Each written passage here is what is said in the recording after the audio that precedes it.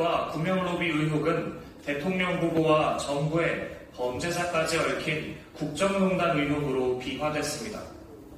그러나 공수처의 석연 삼고 지지부진한 수사는 국민을 답답하고 갸웃하게 합니다. 구명로비 수사를 맡은 공수처 수사검사와 부장검사가 의혹의 핵심 인물인 이종호 씨의 변호를 맡았던 것으로 드러나 직무에서 해제되었습니다. 공수처는 이들이 이 씨의 존재를 몰랐고 인지 후엔 배제됐다고 합니다. 하지만 이미 지난달 이 씨와 멋쟁 해병 대화방의 존재가 공개되었다는 점에서 늑장 조치입니다.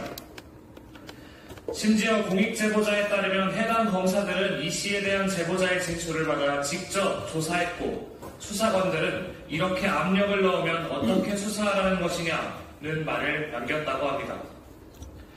이들이 정말 공수처 검사로서 진실을 밝히기 위해 수사에 임했는지 아니면 여전히 김 여사 주가조작 공범의 변호인으로서 진실 규명을 지연시켜왔는지 의심할 수밖에 없습니다.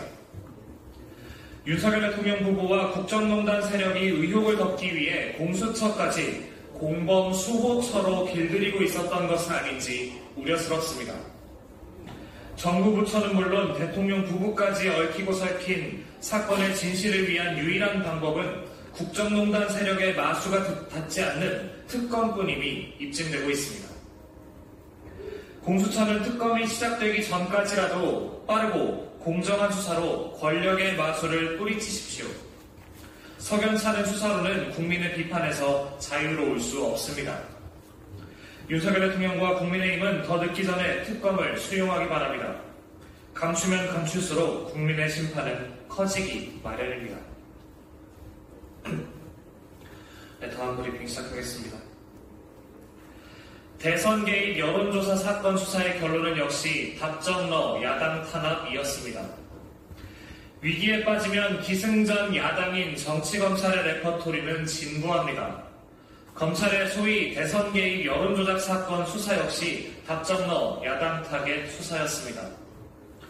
보도에 따르면 검찰이 김만배 씨 등이 윤석열 당시 대선 후보에 대한 허위 프레임을 만들고 이를 야당이 확산시켰다고 결론을 내렸다고 합니다. 김 씨가 민주당으로 하여금 허위 프레임을 보도자료 형태로 정리해 기자들에게 전달하도록 하여 다수 언론 매체에 의해 보도되도록 했다는 것이 검찰 측 공소 내용이라고 합니다. 공소장을 이렇게 작성했다는 것이 사실이라면 어처구니가 없습니다.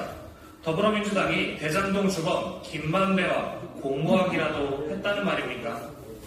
그러나 정작 공소장엔 김만배 씨와 야당이 어떻게 공모했는지, 무엇을 소통했는지에 대한 내용은 전혀 없다고 합니다.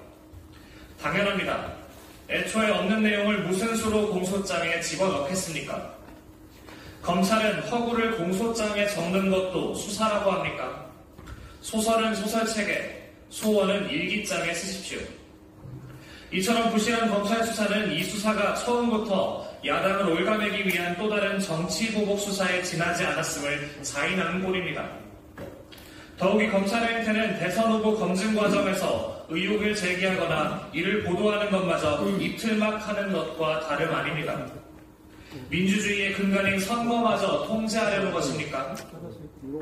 검찰 논리를 100번 양보해도 윤 대통령과 국민의힘이 지난 대선 당시 퍼뜨린 야당 대표에 대한 허위 프레임에 대해서는 왜 아무것도 하지 않는지 가재는 개편이라는 말이 아니면 이해할 수 없습니다. 정권의 위기를 민주주의 파괴로 벌충하려는 검찰의 조작 수사에 더불어민주당은 단호하게 맞설 것입니다. 이상입니다.